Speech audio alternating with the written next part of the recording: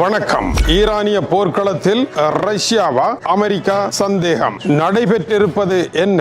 கொமாட்டோ ரஷ்யாவினுடைய சிறப்பு சேட்டலைட் ஈரானுக்காக வேலை செய்திருப்பதாக அமெரிக்கா சந்தேகம். கொமாட்டோ எம் என்றால் என்ன? வருகின்ற ஆளில்லா விமானத்தை அமெரிக்காவினுடைய படைத்தளம் கண்டுபிடிக்க முடியாது செயற்படுத்துகின்ற ஒரு சேட்டலைட் ஆகும். இதில் ஜாமர் செயற்படாது. ஜாமர் என்பது எதிரிகளினுடைய ஏவுகணை ஆளில்லா விமானங்கள் வருவதை முன்னரே அறிவிக்கின்ற கருவி. குருடாக போய் எதையும் செய்ய முடியாத நிலை வரும். இப்படியான ஒரு சேட்டலைட் ஈரானிடம் கிடையாது.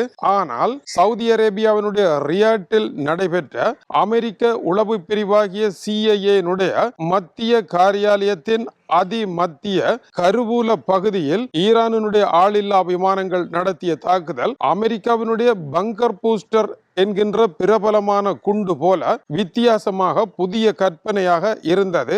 இது ஆபத்தானது. இதுபோல ஈராக்கினுடைய கிழக்கு பகுதியிலும் இத்தகைய தாக்குதல் நடைபெற்றது. ஜூன் மாதம் நடைபெற்ற இந்த இரண்டு தாக்குதல்களும் அமெரிக்காவினுடைய உளவு பிரிவை அதிர்ச்சி அடைய செய்தது. ஏனென்றால் இந்த இரண்டு இடங்களும் இருப்பது உலகத்தில் மற்றவர்களினால் கண்டுபிடிக்க முடியாத ரகசிய இருள் நிறைந்த பகுதியில் இருக்கின்ற அதி உயர் பாதுகாப்பு இடமாகும். இப்படி ஒரு இடம் சவுதி அரேபியா ரியாட்டில் இருக்கின்றது என்பதையும் ஈரானுடைய கிழக்கு பிராந்தியத்தில் இருக்கின்றது என்பதையும் ஈரான் கண்டுபிடிப்பதற்கு நியாயமே இல்லை. சரியான உளவு தகவல்கள், சரியான சேட்டலைட் தகவல்கள், மிக சிறந்த கருவிகளை விண்வெளியில் வைத்திருக்கின்ற ஒரு நாட்டினுடைய உதவி இல்லாமல் ஈரான் இந்த இடத்தை சரியாக கண்டுபிடித்து எட்டி தொட்டிருக்க முடியாது. ஈரானுடைய ஜாகிட் 136 என்கின்ற ஆளில்லா விமானம் மிக மிக உயர்வான தொழில்நுட்பம் தரவேற்றம் செய்யப்பட்டு இதுவரை இல்லாத அளவிற்கான அந்த தாக்குதலை நடத்திய விதம் அமெரிக்கர்களை இன்னமும் அதிர்ச்சியில் இருந்து விடுபட வைக்காததாகவே இருக்கின்றது. காரணம் என்னவென்றால் ஈரானுடைய ஆளில்லா விமானம் முதலாவது விமானம் வந்து சுவரில் துளையிட ஆரம்பித்தது. அது சுவரில் துளையிட்ட பின்னதாக அதை தொடர்ந்து இன்னொரு ஆளில்லா விமானம் வந்து அந்த துளையின் ஊடாக உள்ளே நுழைந்து உள்ளே இருப்பவர்கள் மீது தாக்குதலை நடத்தி இருக்கின்றது. இது அமெரிக்காவினுடைய பங்கர் பூஸ்டர் என்று கூறப்படுகின்ற குண்டானது 80 மீட்டர் ஆழத்திற்கு துளையிட்டு சென்று அதன் பின்னர் இருக்கின்றவரை தேடி சென்று வெடிக்கும் வெடிகுண்டாகும். இது அமெரிக்காவிடம் மட்டுமே இருக்கின்றது. இத்தகைய குண்டினால் செய்யக்கூடிய ஒரு செயலை தங்களிடம் இருக்கின்ற ஆளில்லா விமானங்களை வைத்து சரியாக ஈரான் செய்து துல்லியமாக தாக்குதலை நடத்தி இருக்கின்றது. சேத விவரங்களை அமெரிக்கா வெளியிடாவிட்டாலும் கூட இப்படியான ஒரு தாக்குதலை சாதாரணமாக செய்ய முடியாது. ஆகவே இதன் பின்னால் ரஷ்யா இருந்திருக்கலாம் என்கின்ற சந்தேகம் நிலவுவதாக இன்றைய காலை செய்திகள் டென்மார்க்கில் வெளியாகி இருக்கின்றன. அதற்கு ரஷ்யாவினுடைய தரப்பில் இருந்து கடுமையான மறுப்பு தெரிவிக்கப்பட்டிருக்கின்றது.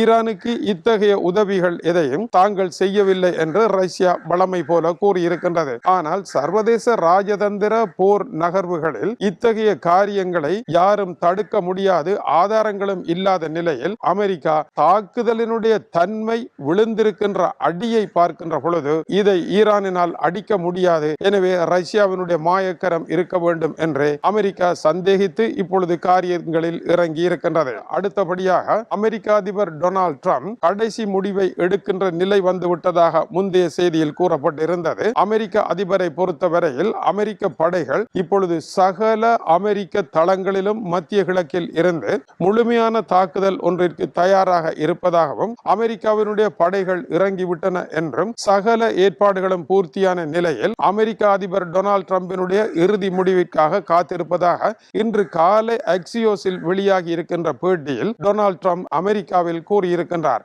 மேலும் அவர் தெரிவிக்கின்ற பொழுது அடுத்த கேள்வியை அவர்கள் கேட்டார்கள். இஸ்ரேலை பொறுத்தவரையில் கடந்த 3 தினங்களுக்கு முன்னதாக இந்த போர்க்களத்தில் தாங்கள் ஆர்வம் குன்றி இருப்பதாகவும் ஈரான் மீது நடத்தப்படுகின்ற தாக்குதலில் தங்களுக்கு ஆர்வம் இல்லை என்றும் குறிப்பிட்டிருந்தார்கள். அமெரிக்கா எங்களை இந்த விவகாரத்தில் தலையிட வேண்டாம் என்று கேட்டிருப்பதனால் தாங்கள் பின்வாங்கி இருக்கின்றோம் என்று கூறியிருந்தது. ஆனால் இது ஒரு ராஜதந்திர நகர்வுதான். இஸ்ரேல் வருமா என்ற கேள்விக்கு தான் மட்டும் ஆம் என்று சொல்வேனாக இருந்தால் 2 நிமிடங்களில் இஸ்ரேலிய விமானங்கள் ஈரான் மீதான தாக்குதலுக்கு தரப்படுத்திவிடும் என்றும் அவர் குறிப்பிடுகின்றார். ஈரானும் சவுதி ஆயுததாரிகளும் இப்பொழுது உலகத்தினுடைய எரிபொருள் ஏற்றுமதியை முற்றாக முடக்குவதற்கான வேலையில் ஈடுபட்டிருக்கின்றார்கள். ஆகவே அந்த இருவரும் முற்றாக முடக்கப்படாவிட்டால் இந்த விவகாரம் தொடரும் என்று டொனால்ட் ட்ரம்ப் அங்கு கூறுகின்றார். அப்படியானால் பேசி தீர்க்கலாமா என்றால் பேசி தீர்க்க முடியாது. ஈரானை பொறுத்தவரையில் பேசி தீர்க்க அவர்கள் விரும்புவது போல இருக்கின்றது. ஆனால் பேச்சுவார்த்தையினுடைய முடிவில் கையெழுத்து வைத்து அதை ஏற்றுக்கொள்ள வேண்டும். டொனால்ட் ட்ரம்பினுடைய கையெழுத்து செல்லுபடியாகாது என்று கூறுகின்ற ஈரான் தன்னுடைய கையெழுத்தை வைப்பதற்கு மறுத்திருக்கின்றது. கையெழுத்தை வைக்காத ஈரானுடன் பேசிக்கொண்டே காலம் கடத்த முடியாது. எனவே ஈரான் மீதான தாக்குதல் அவசியம். ஈரானுக்கு தாங்கள் படிப்பித்த பாடம் சரியான பாடமாக அமையவில்லை.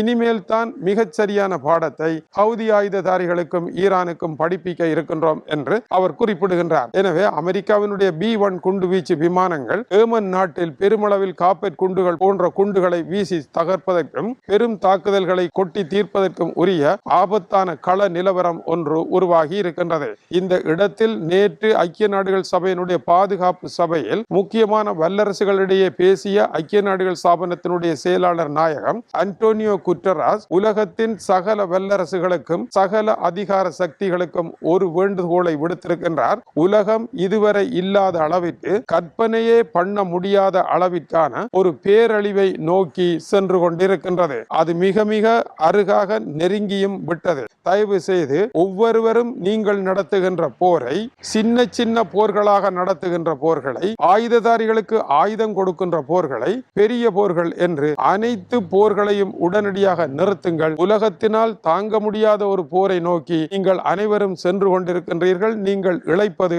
தவறே தவறுதான் என்று கவலையுடனும் கோபத்துடனும் நேற்று அவர் பாதுகாப்பு சபையில் பேசியிருக்கின்றார். அவருடைய பேச்சுக்களை உலக நாடுகள் கேட்டாலும் கூட அதற்கான தீர்வு அவர்களிடம் இல்லாத காரணத்தினால் தான் அவர்கள் இத்தகைய ஒரு போர்க்களத்திற்கு வந்திருக்கின்றார்கள். ஏனென்றால் எல்லோரும் நினைக்கின்றார்கள் தாங்கள் ராஜதந்திரத்தை சரியான முறையில் செய்கின்றோம் என்றும் தங்களிடம் இருக்கும் படைபலத்தை வைத்து தாங்கள் நினைத்ததை அடைந்து விடலாம் என்று எல்லோரும் கருதுகின்றார்கள். ஆனால் எல்லோருமே தவறாக நினைக்கின்றார்கள். ஒருவர் நினைத்ததை அடைவதை தடுப்பதற்கு எல்லோரும் அவருக்கு எதிராக நிற்கின்றார்கள். எனவே யாருமே வெற்றி பெற முடியாத ஒரு களமே இருக்கின்றது. இதை நீங்கள் அனைவரும் புரிந்து கொண்டு ராஜதந்திர ரீதியாக இந்த சிக்கலை தீர்க்காவிட்டால் உலகத்தை காப்பாற்ற முடியாது என்று ஐக்கிய நாடுகள் சபையினுடைய செயலாளர் நாயகம் பேசியிருக்கின்றார். அவருடைய பேச்சை கேட்கின்ற நிலையில் உலகம் இன்று இருக்கின்றதா என்பது சந்தேகத்திற்குரிய விடயமாகவே இருக்கின்றது. அமெரிக்க அதிபர் 2 விடயங்களை கூறுகின்றார். ஒன்று, ஈரானுடைய அணுகுண்டு உருவாக்கம் முற்றாக நிறுத்தப்பட வேண்டும். இல்லை, ஈரானுடைய அதிகார வர்க்கம் இந்த போரில் தோற்று போய்விட வேண்டும். இந்த இரண்டையும் தவிர தன்னிடம் மாற்று வழி இல்லை என்றும் பூவா தலையா போட்டு பார்க்கின்ற நேரம் வந்துவிட்டது என்பது அவருடைய பேட்டியாக இருக்கின்றது. அதேவேளை ஈரானுடைய அதிபர் மசூத் பெசஸ்கியான் ஈரானிய மக்களுக்கு நேற்று முன்தினம் ஆற்றிய உரையில் எதிரிகளினுடைய முழுமையான தாக்குதல்கள் ஈரான் மீது நடைபெறப் போகின்றது. ஈரானிய ராணுவம் அதை முற்று முழுதாக எதிர்கொள்ள தயாராக வேண்டும். ஈரானிய பொதுமக்களும் அந்த சோதனைகளை தாங்க தயாராக வேண்டும். இதை தவிர எங்களுக்கு மாற்று வழி இல்லை. இந்த விவகாரத்தை பேசி தீர்க்க முடியாத நிலையில் தான் ஈரானும் இருக்கின்றது. ஏன் பேசி தீர்க்க முடியாது என்பதற்கு போர் ஒன்றை தவிர இதில் மீட்சி கிடையாது என்பதை ஈரானுடைய ரெவல்யூஷன் கார்ட் படை முன்னரே முடிவு செய்து விட்டதாகவும் ஈரான் பேசி தீர்க்கவே விரும்புகின்றது. அமெரிக்கா போரை தொடங்குகின்றது என்பதை காட்டுவதற்காகவே தம்மால் நடத்தப்படுகின்றது என்று ஈரானுடைய வெளியுறவுத்துறை அமைச்சர் அபஸ் அரக்சி வழங்கியிருக்கின்ற பேட்டியும், கடைசி நேர தாக்குதலில் அயதுல்லா அலி காமேனியினுடைய மரணமும் அதைத் தொடர்ந்து 40 பெரும் படைத்துறை ஜெனரல்களுடைய மரணங்களும் எப்படி நடைபெற்றது என்கின்ற மயிர்கூச்சரியும் பேட்டியில் அபஸ் அரக்சி கூறியிருக்கின்ற அந்த கருத்து பேச்சுவார்த்தை என்பதை உலக நாடுகளுக்கான ஒரு கருவியாகவே தாங்கள் பயன்படுத்தியதாகவும் ரெவல்யூஷன் கார்ட் படை போர் இல்லாமல் இதை தீர்க்க முடியாது என்ற இடத்திற்கு வந்துவிட்டதாகவும் கூறியிருக்கின்றார். அந்த பேட்டியில் அவர் என்ன சொல்லி இருக்கின்றார்? பரபரப்பான அந்த பேட்டியினுடைய உயிர் நாடியான விடயங்களை காண வேண்டுமா? தமிழில் அறிவதற்கு ஆவல் இருந்தால் அடுத்த செய்தி வரை காத்திருங்கள். வணக்கம் உறவுகளே. நன்றி உறவுகளே. இது போன்ற வீடியோகளை பார்வையிட சுந்தூஸ் முகமது இம்தியாஸ் என்ற யூடியூப் சேனலை சப்ஸ்கிரைப் செய்யும்.